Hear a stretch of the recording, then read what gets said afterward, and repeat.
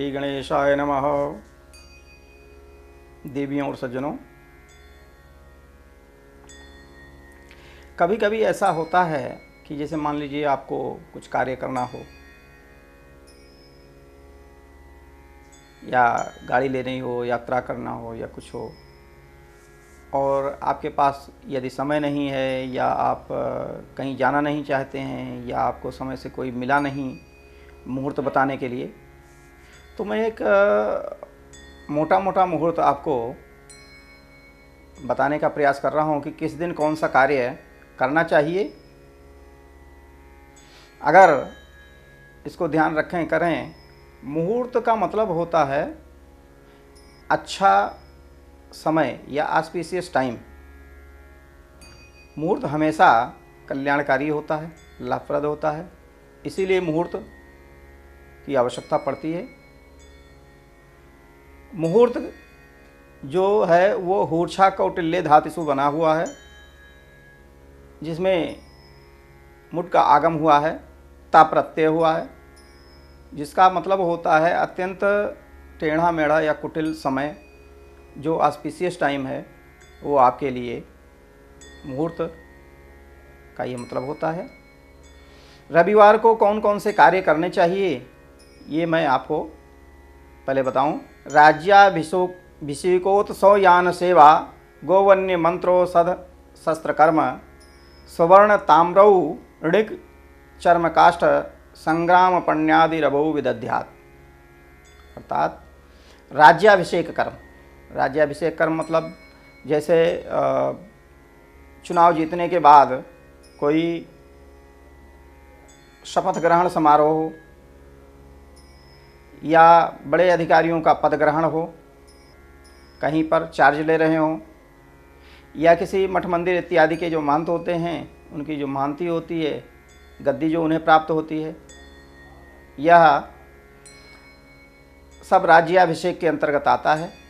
पहले राज्याभिषेक राजाओं का, महाराजाओं का होता था, तो ठीक उसी प्रकार से ये भी एक राज्याभिषेक है।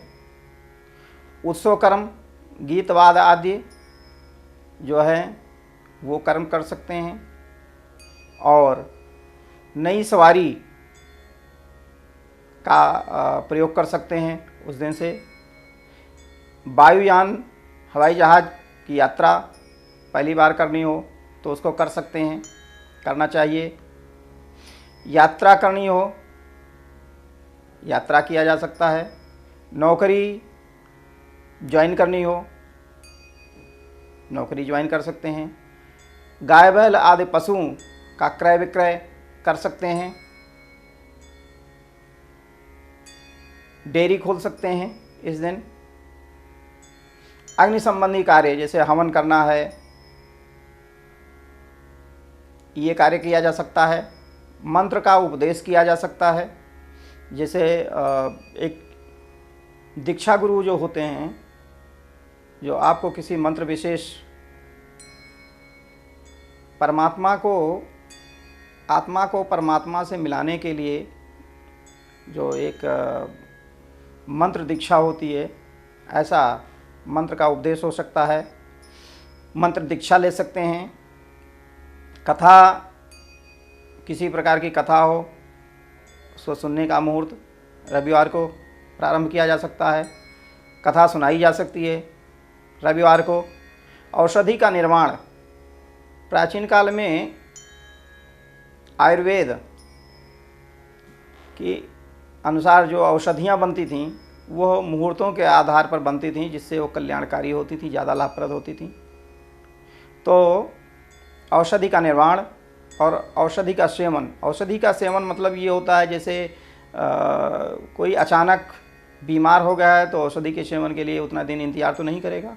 वे औषधियाँ जो पौष्टिक होती हैं, बलवर्धक होती हैं, च्यवनप्राश इत्यादि, इस प्रकार की औषधियों का सेवन, अवलेह, भस्म इत्यादि औषधियों का सेवन जो करना है वो रविवार को करना चाहिए। अस्त्र शस्त्र से संबंधित जो व्यवहार है, लेन देन है, या गन हाउस है, बंदूक, गोली इत्यादि बेचने की जो दुकान है वो किया जा सकता है, दुकान खोल सकते हैं। तलवार, चाकू इत्यादि की दुकान इस दिन किया जा सकता है, खोली जा सकती है। युद्ध इत्यादि इस दिन किया जा सकता है। जैसे प्राचीन काल में राजा महाराजा एक दूसरे राजा पर चढ़ाई करते थे, ये उसके लिए मुहूर्त है। आज के परिप्रेक्ष्य में अगर देखा जाए तो जैसे चार्ज लेना, चुनाव में फॉर्म भरना, चुनाव लड़ना इत्यादि इसके अंतर्गत आता है। सोना, सुवर्ण, ताम्रौर्णिक, चर्म काष्ठ, मतलब सोना, तांबा, ऊन से संबंधित जो होजरी का कार्य होता है वो किया जा सकता है। लकड़ी की दुकान खोली जा सकती है, टिम्बर हाउस, और आरा मशीन लगाई जा सकती है इस दिन, उसका मुहूर्त हो सकता है। बाज़ार लगवाना, जैसे कहीं को लोग बाज़ार लगाते हैं, शनिवार बाज़ार, सोमवार बाज़ार इत्यादि, इस प्रकार से बाज़ार लगवा सकते हैं। और जो शॉपिंग कॉम्प्लेक्स है उसका उद्घाटन किया जा सकता है उस दिन, हो सकता है।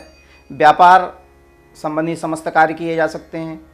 यह सोमवार के, रविवार के दिन किए जाने वाले कृत्य हैं, मुहूर्त हैं। इनमें करने से लोगों को सफलता मिलती है, और यदि संभव हो तो इनका आप प्रयोग करें। सुखी रहें। धन्यवाद।